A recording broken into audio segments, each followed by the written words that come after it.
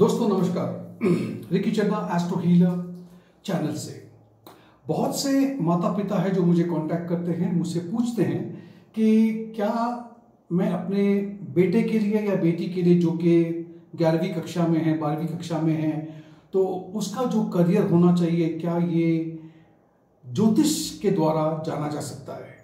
तो मेरा तो कहना है यस। क्यों? और इस चीज को समझाने के लिए, इसके जो सिद्धांत है उसको समझाने के लिए सबसे अच्छी बात यह कि आज मैं अपने खुद की कुंडली का विश्लेषण करूंगा ताकि आपके समझ में आए कि हाँ, ये जो मेरा हॉरोस्कोप है इसके थ्रू किस तरह से मैं जो अब हूं और जहां से मैंने शुरुआत की, किस तरह से जीवन मुझे इस जगह तक लेकर आया। तो चलें इस पे विचार किया जाए। तो दोस्तों, जब आपको अपना कार्य क्षेत्र, अपना करियर, अपना प्रोफेशन अगर ज्योतिष के हिसाब से देखना है तो उसके कुछ सिद्धांत हैं। उस सिद्धांत को समझने के लिए आज मैं आपके सामने अपने खुद का जीवन, खुद की कुंडली आपके सामने रख रहा हूं ताकि समझने में आपको भी आसानी हो और मुझे समझाने में आसानी हो, क्योंकि ये मेरी आप बीती है तो वो बताने में मुझे ज़्यादा आसानी होगी। करियर को ज़्यादातर लोग 10वें घर से देखते हैं और वहीं तक अपने आप को सीमित रखते हैं, जो कि गलत है, क्योंकि 10वां घर आपको सिर्फ 20 से 30% ही बता पाएगा कि सच्चाई क्या है। जैसे कि 10वें घर में मंगल देख करके लोग बोलेंगे अरे मंगल है, सोल्जर बन जाओ, आर्मी में चले जाओ, पुलिस में चले जाओ, कोई भी चीज जिसमें अग्नि हो उसमें चले जाओ। ठीक है, मानते हैं, लेकिन ये एक पूरी पिक्चर नहीं है। हमें कुछ और देखना है। हमें देखना है कि जैसे शादी के बारे में जब आप कुछ देखते हो तो शादी में आप अपने 7वें घर को काट करके, खोल करके देखते हो, जिसको हम कहते हैं नवमांस चार्ट, B9 चार्ट, ताकि शादी से जो भी संबंधित चीजें हैं आपको वो चार्ट में नजर आ जाती है। उसी तरह से करियर को देखने के लिए आपको D10 चार्ट में जाना चाहिए, जिसको हम बोलते हैं दशमांश चार्ट, दशम चार्ट। उसमें पता पड़ेगा हां, ये मेरा एक करियर होना चाहिए। आप ये भी देखिएगा कि D10 चार्ट भी अपने आप में पूरी कहानी बयान नहीं करता। हमें देखना होगा कि कोई भी व्यक्ति को अगर जीवन में कुछ करना है, देखिए कोई बच्चा होता है बचपन में बोलता है मैं तो ये बनूंगा, लेकिन उम्र आते आते वो अपने चीजों को चेंज कर देता है और माँ बाप समझते साथ साथ पे हाँ मेरा बच्चा तो बोल रहा है वो डॉक्टर बनेगा, डॉक्टर बन जाएगा, पायलट बनना है, पायलट बन जाएगा। नो, एक चीज होती है जिसे हम कहते हैं ऑब्सेशन, किसी चीज का जुनून। जब जुनून आप में बैठ जाए ना, वही आपका करियर होना चाहिए। और जुनून कौन दिखाता है? आपके करियर, आपके कुंडली में आपका जुनून है राहु। जहां राहु बैठा है वहीं पे हथौड़ा मार दो आप। अब सिर्फ राहु को देख करके आगे मत बढ़ जाना, और भी कुछ बातें हैं हमको देखना होगा। राहु कहां है, उसका जहां वो बैठे हुए हैं वो किसका घर है, वो कहां बैठे हुए हैं, राहु वो बताएगा आपको। अब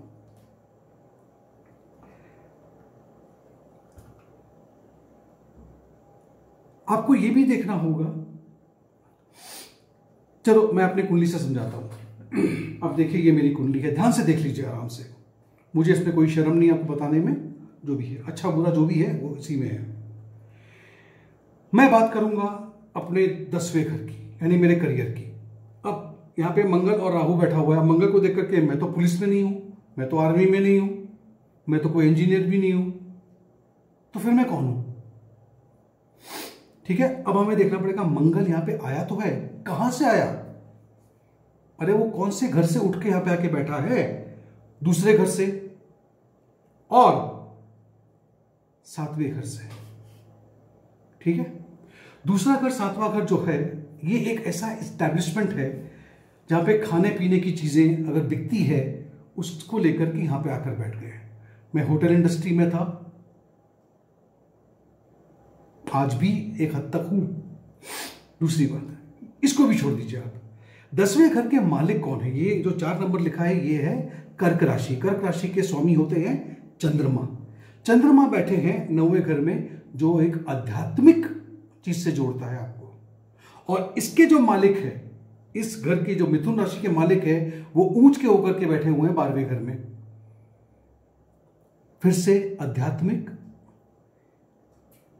8वां घर जो आपको ज्योतिष विद्या आध्यात्मिक चीजों से जोड़ता है, इसके मालिक खुद इसी घर को देख रहे हैं दूसरे घर से, यहां से।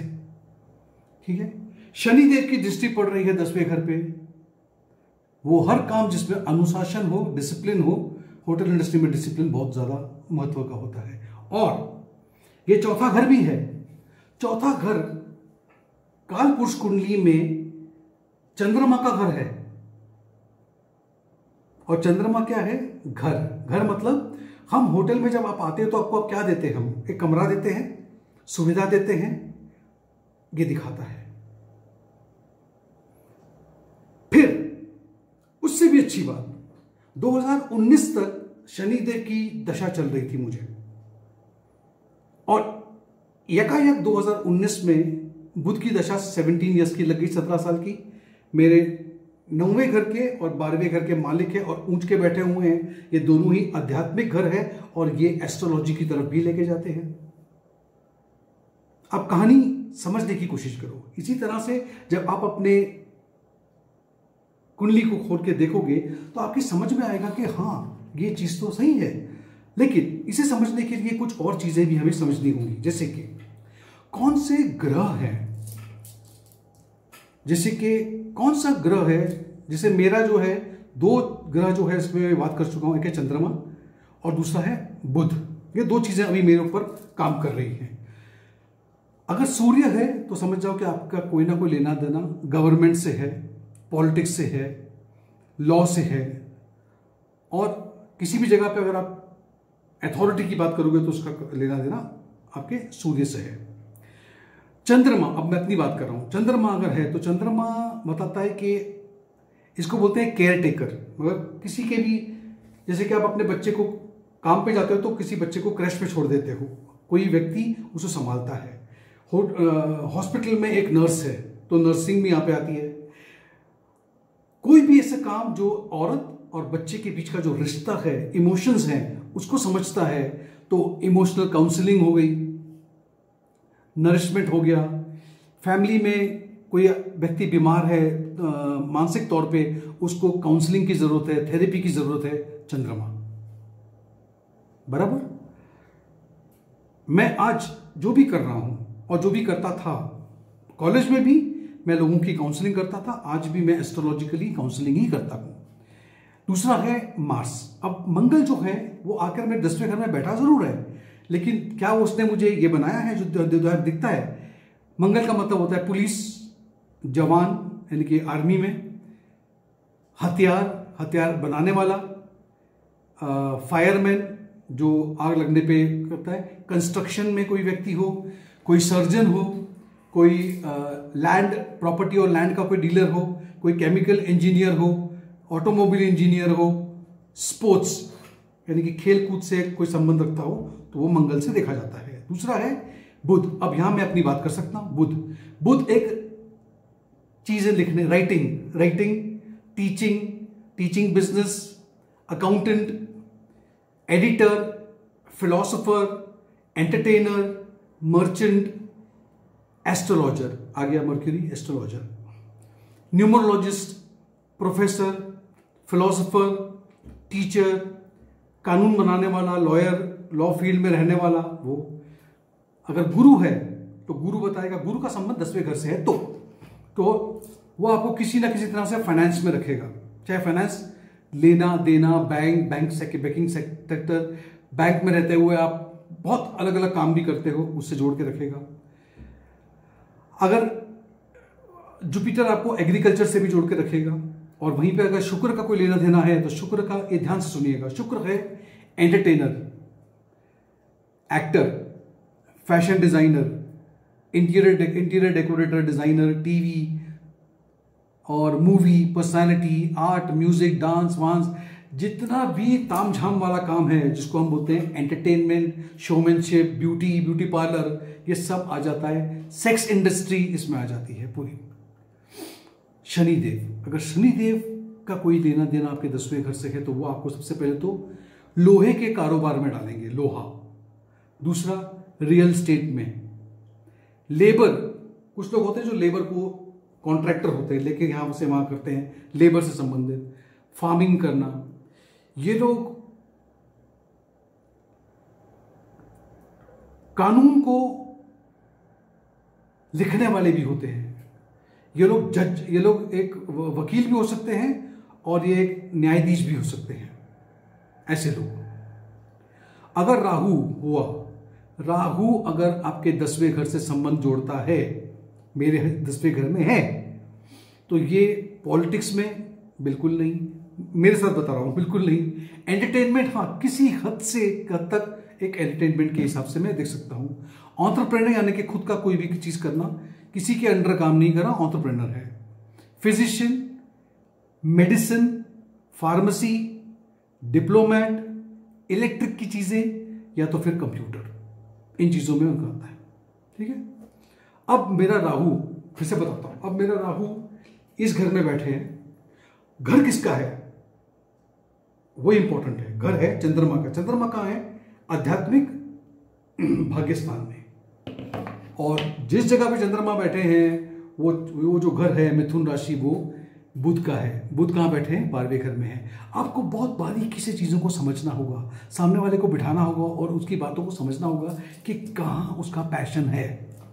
फिर अगर केतु है तो केतु समझ लीजिए कि दुनिया भर को भूल करके किसी कमरे में बिठा करके उसको रिसर्च करने को लगा दो, वो बढ़िया रिसर्च करेगा। जैसे कि रिसर्च, या तो फिर वो बाल निकाल करके वो साधु बन जाएंगे, स्पिरिचुअल लीडर बन जाएंगे, साइंटिस्ट बन जाएंगे, कभी दाढ़ी नहीं बनाएंगे, कभी बाल नहीं कटाएंगे, बस वो घुसे रहेंगे उसके अंदर, आध्यात्मिक चीजों से जुड़े रहेंगे। ये केतु की नेचर है। वहीं पर आपको देखना होगा कि ये जो घर है, जैसे कि ये 10वां घर जो है, इसके मालिक 9वें घर में बैठे हुए हैं। अगर ये 1, 2, 3, 4 अगर इन घरों में बैठे तो क्या होगा? 10वें घर का मालिक अगर पहले घर में है तो ये आपको पॉलिटिक्स की तरफ ले जाएगा, बिजनेस की तरफ ले जाएगा, स्पोर्ट्स में ले जाएगा, ट्रेनर बना सकता है। अगर 10वें घर का मालिक अगर दूसरे घर में है तो ये आपको खाने पीने की चीजों से जोड़ेगा, फाइनेंस से जोड़ेगा, रेस्टोरेंट से, पब्लिक बिजनेस से, बैंकिंग से जोड़ेगा, पब्लिक स्पीकिंग से जोड़ेगा, एक गायक भी बना सकता है। तीसरे घर में है तो ये आपको mass media, communication, writing, journalism, sales, marketing, PR, इस तरह से जोड़ेगा। चौथे घर में है तो nursing, family business, babysitter, घर का जो डेकोरेशन करते हैं, होम डेकोरेटर, फर्नीचर बनाने वाला, क्योंकि जो फर्नीचर बनाएगा वो आपको कंफर्ट देगा, रियल एस्टेट एजेंट हो, जो जानवरों की सेवा करते हैं, इसको हम बोलते हैं एनिमल केयरटेकर, वो बना सकता है, फैमिली डॉक्टर बना सकता है। 5वें घर में है तो stock broker, child psychologist, actor, actress, musician, artist, painter, ये सब चीजें में वो व्यक्ति इन्वॉल्व रहेगा। 10वें घर का मालिक अगर 6ठे घर में है तो उसका कोई ना कोई लेना देना मेडिसिन से हो सकता है, डॉक्टर बन सकता है, लॉयर बन सकता है, खाने पीने की चीजों से संबंध हो सकती है, जानवरों से संबंध हो सकता है, पुलिस, आर्मी, इन चीजों में हो सकता है, या तो फिर वो बैंक में काम कर सकता है, खास करके लोन सेक्शन में। 7वें घर में हुआ तो बिजनेस में, दूसरों के साथ में डीलिंग करने में, और फॉरेन कंट्री से डीलिंग करने में, इंटरनेशनल बिजनेस में अच्छा रहेगा। 8वें घर में अगर कोई 10वें घर का मालिक अगर बैठा है तो यह व्यक्ति ऐसा है जिसका काम किसी की मृत्यु के बाद, जो भी हम काम करते हैं, किसी कोई मर जाए उसके बाद में क्या करते हैं, मुर्दा घर में रखते हैं, इसको मॉर्चरी कहते हैं। तो मुर्दा घर के वो सुपरवाइजर हो सकते हैं। मरने के बाद इंश्योरेंस क्लेम करते हैं तो इंश्योरेंस में आप काम कर सकते हो। एस्ट्रोलॉजर, ज्योतिष आप बन सकते हो, ठीक है। और उसी तरह से ये जो मेटाफिजिक एक्टिविटीज होती है, इनसे आपका रिसर्च, जासूस, और ये सब चीजें जो है ये आप कर सकते हो 8वें घर से संबंधित। 9वें घर से प्रोफेसर, टीचिंग, प्रीचिंग, ट्रैवलिंग, खास करके दूर की यात्राएं, और फिलोसोफर बनना, काउंसलर बनना, ये कर सकते हो। 10वें घर से आपको गवर्नमेंट जॉब मिलने के चांसेस ज्यादा होते हैं, और जिस भी कंपनी में आप काम करोगे उसमें आप सीईओ होंगे, या सीएफओ होंगे, या तो सीओओ होंगे आप, इस तरह से। कुछ लोग हैं जो थोड़े से सीक्रेट एजेंट भी हो सकते हैं और अंडर कवर काम करने वाले व्यक्ति हो सकते हैं। 11वें घर से अगर संबंध है तो यह आपको पब्लिक रिलेशन में डाल सकता है, सोशल नेटवर्किंग में डाल सकता है, फाइनेंशियल ग्रुप में रख सकता है, बिजनेस में रख सकता है। 12वें घर से संबंध है तो 12वां घर जो है वो आपको वो सारी चीजें जो पर्दे के पीछे होती है, जैसे कि आप पिक्चर देखते हो तो शाहरुख खान तो सामने नजर आता है, लेकिन शाहरुख खान के पीछे सुभाष घई वो नजर नहीं आता। तो फिल्म डायरेक्टर बना सकता है, एडिटर बना सकता है, जेल का जो जेलर होता है वो बना सकता है, डॉक्टर बना सकता है आपको, और कोई रिसर्चर बना सकता है जो पीछे रह करके रिसर्च कर रहा है, सीक्रेट एजेंट बना सकता है आपको, और स्पिरिचुअल स्पीकर बना सकता है आपको, हीलर बना सकता है, और इंपोर्ट एक्सपोर्ट भी कर सकता है। अब बात करते हैं कि मेरा 10वें घर का मालिक यहाँ पे है और इसके मालिक जो है वो 12वें घर में है। कहीं ना कहीं पे मेरा संबंध जो है वो ज्यादातर स्पिरिचुअल चीजों से है, इतना मैं कह सकता हूं। ये हुई बात। अब अलग अलग, जैसे कि यहां पे मेरे इसमें राशि जो है वो कर्क है।